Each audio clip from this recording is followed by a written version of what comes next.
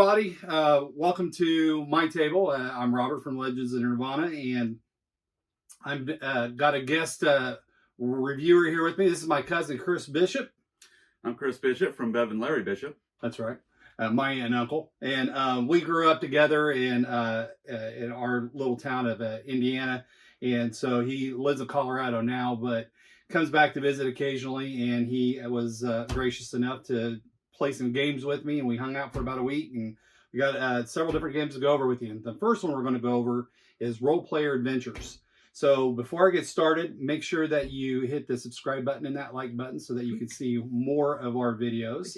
And so Role Player Adventure. So this actually is a fairly new game. It came out in 2021, and it is kind of a sequel to Role Player. So if you know anything about Role Player, that's kind of like a dice rolling game where you're trying to generate a fantasy character, and some of the expansions allow you to actually go up against monsters, but the goal being is each person rolling up their own character. The one who does it the best gets the most victory points, and they win the game.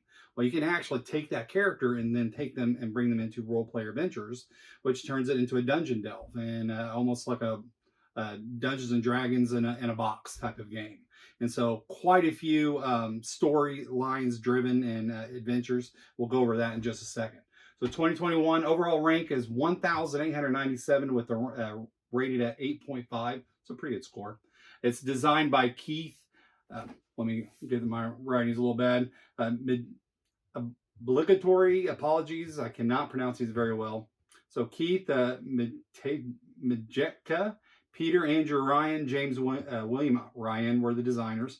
Artists by J.J. Ariosa, Damian Mamalidi, Rainier Petter, Lucis Ribeiro, Shu Finn, and Veronica Fedorova. Again, I apologize for completely butchering those names. Now, the MSRP, it's a pricey game. MSRP is right at $149.95.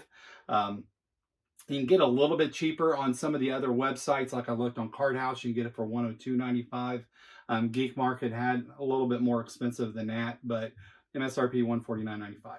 So, all right, let's get started. So the first thing, as always, we start off with components. So I got a lot of this stuff laid out in front of you. One of the nice things I thought about the game was these trays. So the trays does a really good job of organizing everything. So I like that quite a bit.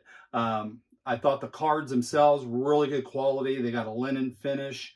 Again, well organized, so you can kind of set up, and the takedown, once you get it first initially set up, is actually pretty good. Good cardboard. And so one of the neat things about the game is that actually you carry your characters through each adventure, but you can do multiple characters. So you actually tear off a sheet of paper, it slides into your board, so then you can write your information, slide it out, and if you want to play a different character, you can. So you can have multiple adventures going across with different groups of players if you wanted. I really like that idea. I did too. And then my other positives, they got lots of maps. This is just one example of a map.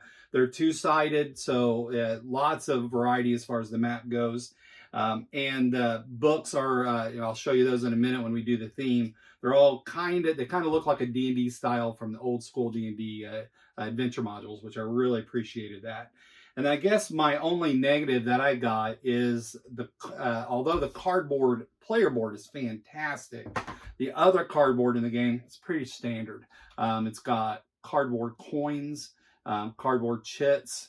I think that I'm going to give this a score of an 8. I think that I would have bumped that up to an 8.5 to a 9 if they just had metal coins. Now, I do have the Role Player expansions and all that, which came with, I bought some really nice metal coins for that version of the game, and we used those for our game. And I think it made a difference. The coins were really nice. So my score is 8. So what's your score, and what were your thoughts on the game, Chris? Well, I gave it a 7, and part of that was because, while I appreciated everything they did, after being ruined with the metal coins from the original Role Player that he had, which, as I understand, were an add-on, I think. Mm-hmm. So I don't want to missell that the original Role Player came with those coins. They're kind of a specialty item. Man, they were so well done, and then to look at the cardboard and coins in this, it was kind of just a letdown. Plus, when you can see the exposed cardboard layers and stuff, my fear is, just from my own table, is just water spills, drink spills, moisture gets to it in any way, it's ruined. Right. And I mean, a lot of board games have cardboard, but it's just after such a high level of um, a high standard set by the other one, it kind of let me down in this regard. Now, I really loved the books. They are very reminiscent of the first edition AD&D, about the 1980 to 83, 84 era of modules that were put out. Mm-hmm. And they even number them very similarly to how those modules were numbered. So for nostalgia fans of the old AD&D, Advanced Dungeons and Dragons, there's a huge nostalgia factor there that could make any dad who played those games as a youth in college or high school kind of giggle a little bit with glee at seeing these things. And I thought that was a nice touch. All right, so that's components. So now we're going to move on to theme. And so theme, I actually went a little bit lower than Chris on this. I gave it a 7. And the reason why it's part of the role player universe, which is cool, but it's a very generic fantasy. There's really nothing other than the immense amount of character classes and the different types of characters you can play as.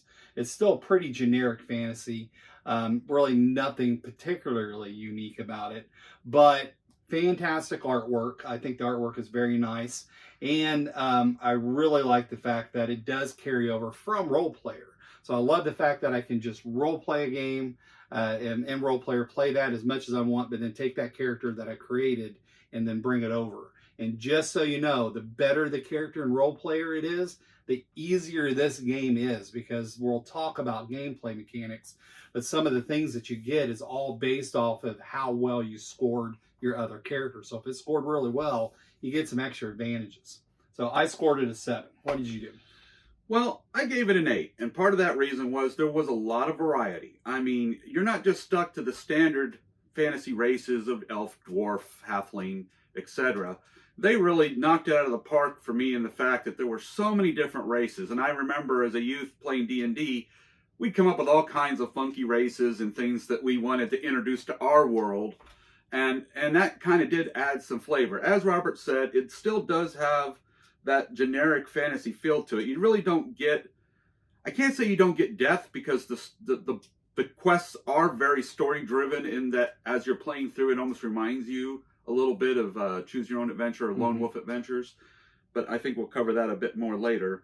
The one thing that I didn't like, and this is me, for a game that is simulating or giving that nostalgia feel of original Advanced Dungeons and Dragons, well, elves hated dwarves.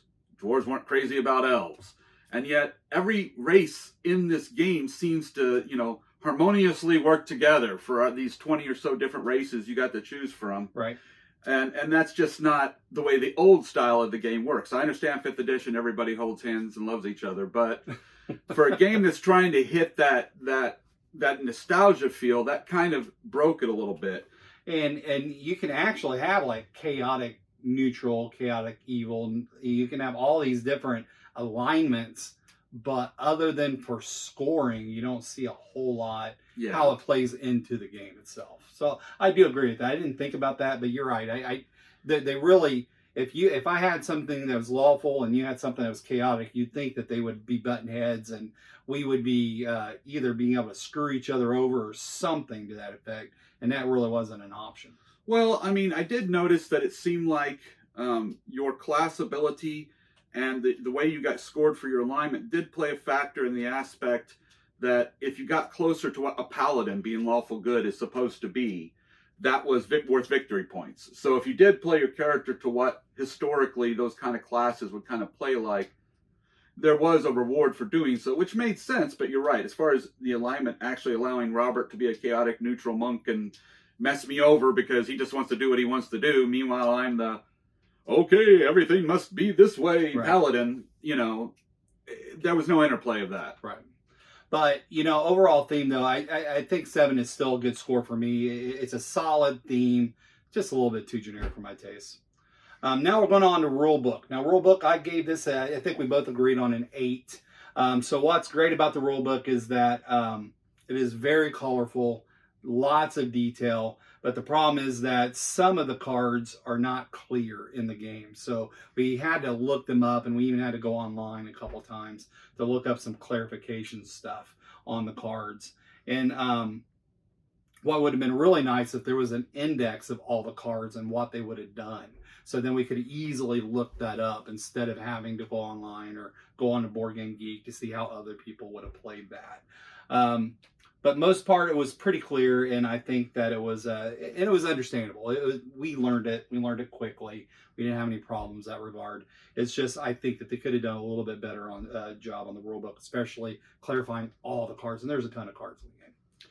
Yeah, maybe they'll do an update or something where they put that out and give it a little bit more clarification. I mean, we did find some of the entries just did not fit with the story or the quest line that we were doing for that particular module, which was Battle at Black Lake.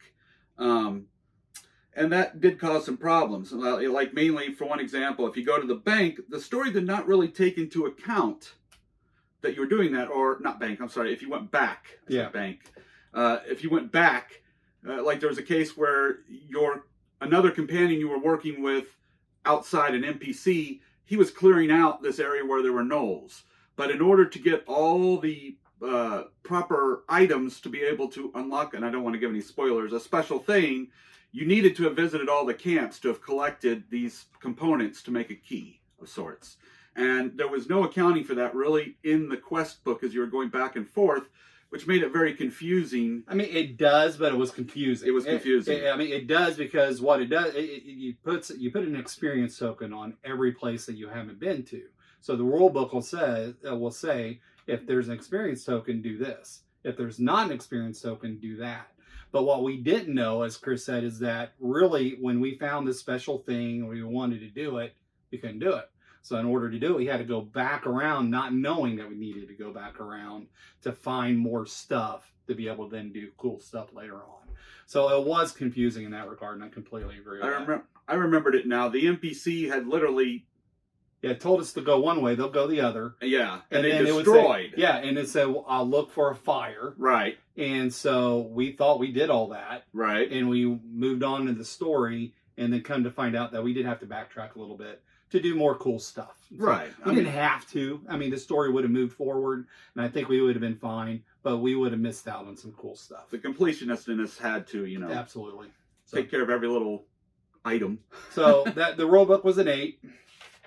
And then now we'll move on to gameplay. And this is really where the game really shines.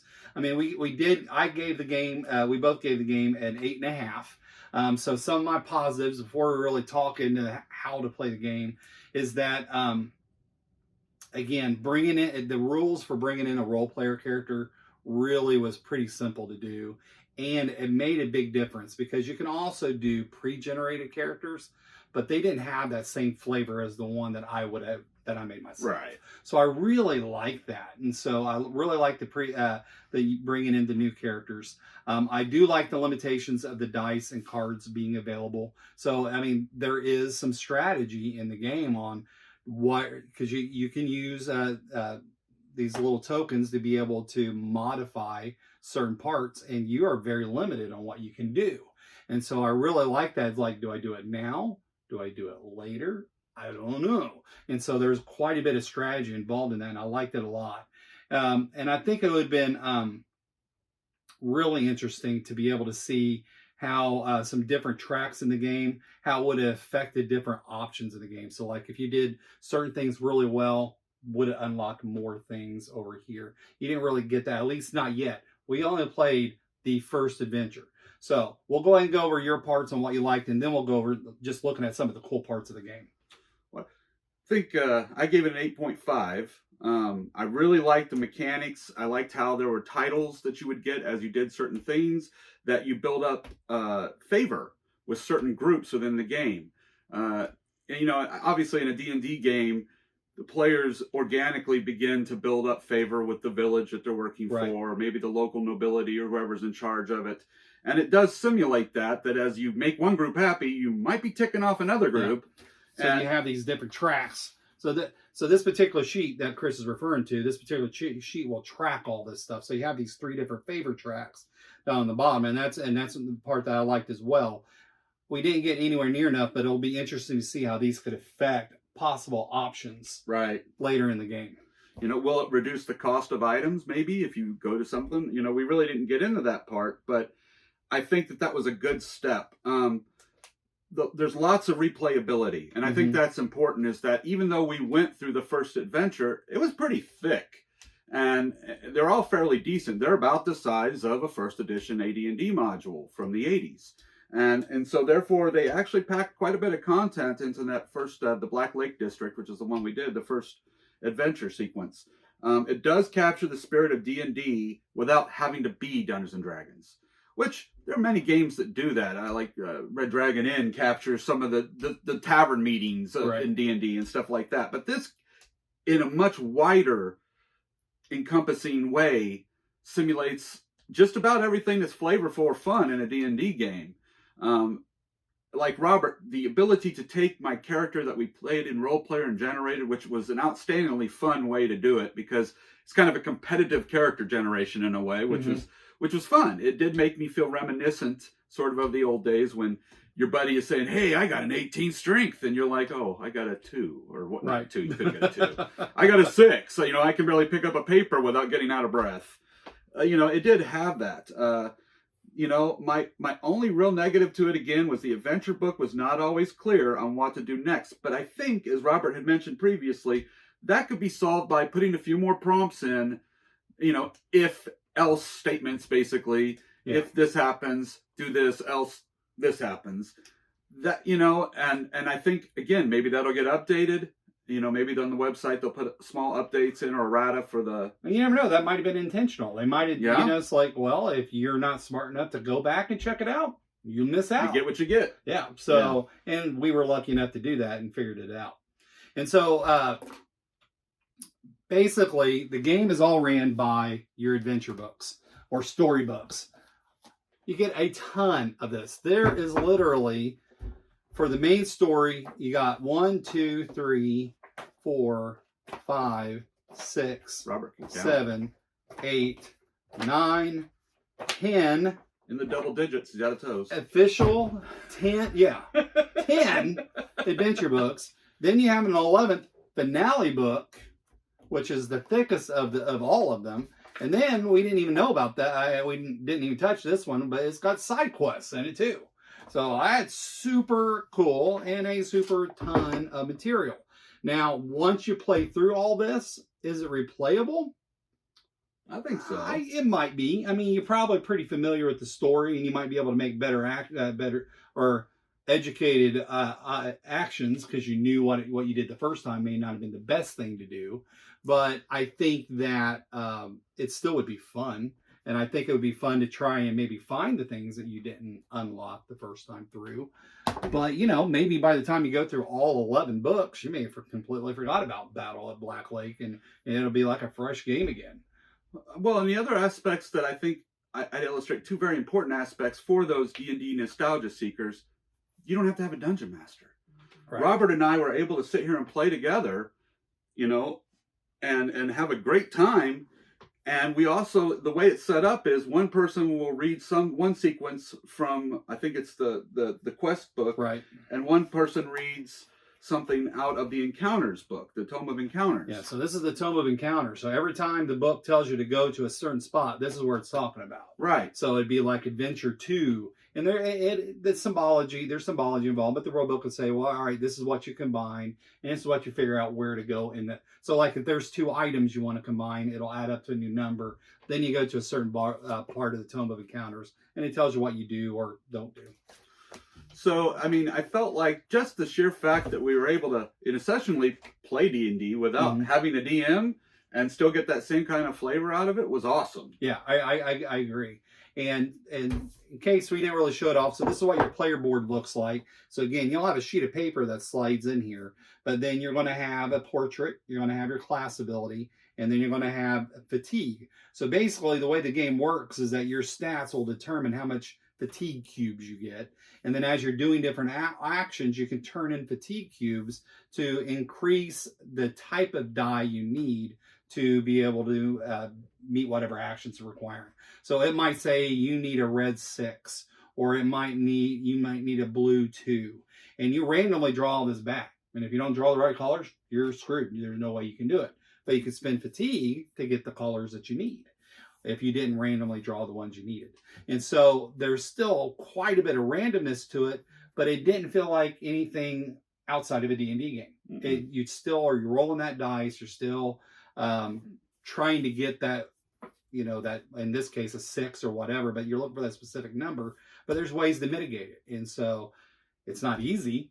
I mean, you run out of fatigue super fast, and once you get to a certain point, you become exhausted, and then you're no longer useful for that particular part of the adventure. But it still was, I had a ton of fun playing it. As did I. Also, loot. You get loot. You do get loot. We got some cool loot. We got some cool loot. Yeah, we don't want to reveal what we got because it could ruin the game, or ruin that part of the story. But we got some cool loot, and you kind of start with some basic stuff. You do, but you really need to try and go loot hunting because it can make a big difference. He had an easier time for the most part with his rolls than what I did because he had a shield that allowed him to mitigate damage. I had nothing that could mitigate damage. I had an easier time because I was a dwarf. No, it's just a dwarf. Whatever. But it's just really interesting how the loot can work into it and make a big difference in the game. And it's just, and there's different levels of monsters you can fight against. There's just all kinds of cool stuff. Sure is. So, all right. Well, that's our initial playthrough of Role Player Adventures. Hopefully it interests you. And if you're interested in picking this up, make sure you get Role Player as well. Because, again, it's really neat to combine the two together. But you don't have to have it if you don't need it. Other than that, any final thoughts? Hit that like button and don't forget to subscribe. Yes, please. But thank you. And that'll be it from us. Bye. Bye.